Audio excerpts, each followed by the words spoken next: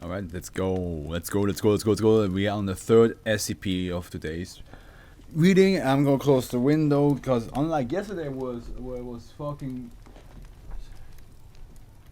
heating up, it's now a bit too cold. There we go. So I'll let some air in, but not too much. I don't want to freeze. Well, yeah, we're reading the third SCP right now, which is called Terrible Home Editions. Okay, let's get this party started. My fellow researchers and doctors, secure the subscribe button. Contain the like button. That looks fucking bizarre. Protect the comment section and look at this picture. That, I will be honest. What is that? It looks, I don't know why, but this gives me, I'm not sure if like in America if they have houses like this. Just from like the architecture, I mean. Because I've seen more houses like this in Europe than I did in America, so. It's just an observation. Euclid. A single immature instance of SCP-1452 is to be contained in a 8 by 7 by 8 meter containment chamber located inside 77's Euclid containment wing. The walls of this chamber are to be constructed out of natural rock, with the floor being coated in a 15mm layer of glass. If SCP-1452 integrates itself into its containment chamber, it is to be detached from the chamber it has integrated itself into and then relocated. Any immature instance of SCP-1452 found outside of the containment is to be turned and any building it has connected to demolished. Mature instances of SCP-1452 are to be totally incinerated.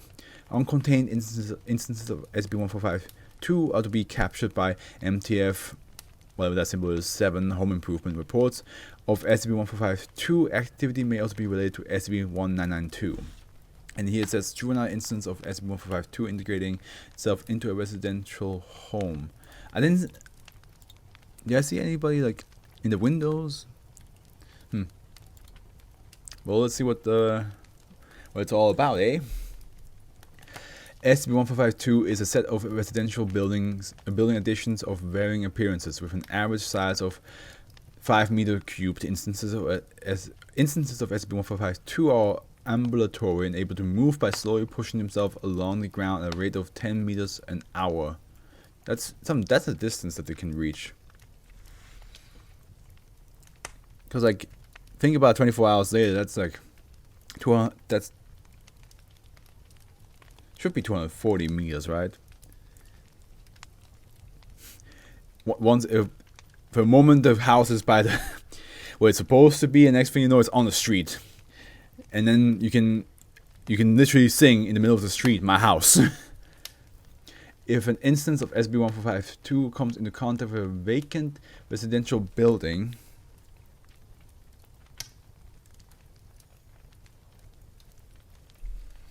the SCP-1452 instance will integrate themselves into these buildings as though they were additions to the home. I see. So they just become like a part of the house. When this process is completed, the SCP-1452 instance will become dormant until the house becomes occupied. I see. So the additions, it's not a whole house that moves. It's a small part. Like, okay, gotcha. But then like it becomes.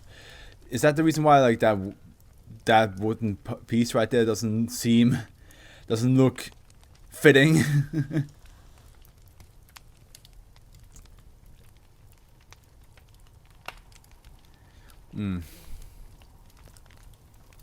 Attempting to enter the SCP-1452 instance prior to integration will show that it is constructed out of solid concrete or wood.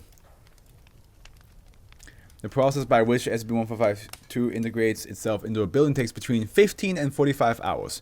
It will first line itself up with either the left or right side of the building, with a significant number of SCP-1452 instances preferring the right side. SCP-1452 will then emanate sound of hammering, sawing, and drilling for several hours. After SCP-1452 ceases to make sounds, a 2 times 1 meter section of a wall SCP-1452 is contacting will dissolve and the door will move into its place. At this point, SCP-1452 will contain a fully furnished interior. Any occupied building with an instance of SCP-152 will slowly lose its structural integrity. In addition, any electronic item within the building will become unusable within 2 weeks of being within the building. Unless it is stored in SCP-152, the instance of SCP-152 will become larger as the house becomes weaker, adding additional rooms and furnishing as time goes on. Approximately 3 months after this process begins, the house will collapse and SCP-152 will take its place. At this point, the SCP-152 instance is considered to be mature, and the second stage of its effects will initiate. Mature instance of SCP-152 will continuously produce immature SCP-152, of course it does. These will integrate themselves onto any home near SCP-152. The interior of the mature SCP-152 will slowly fill itself in until its solid block of whatever its original building material was, such as wood or concrete. It will continue to produce instances of SCP-152 until it is destroyed. I'm trying to like...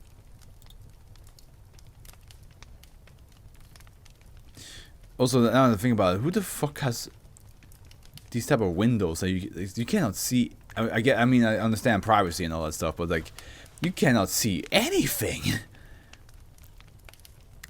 Every single window, like it's like tinted, yeah.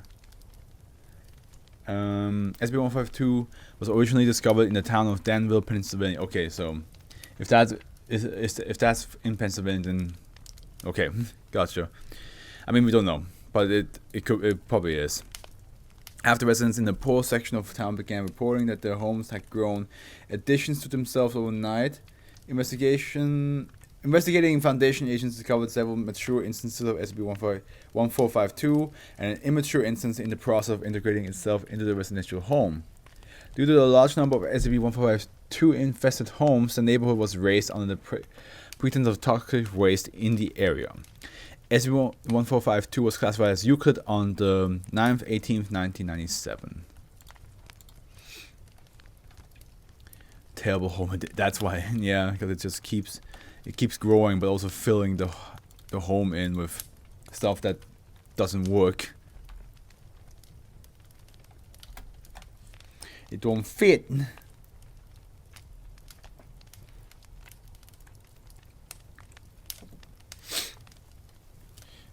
I wonder how like many people were like confused, but also like kind of accepted it. Like, oh, we got more space now. We didn't even need to like build anything. We didn't have to like ask people to come by and work on it for like a whole year. No, it's just there. But next thing you know, but then you look at it, you're like, oh, but this is horrible. It doesn't fit at all to what we have.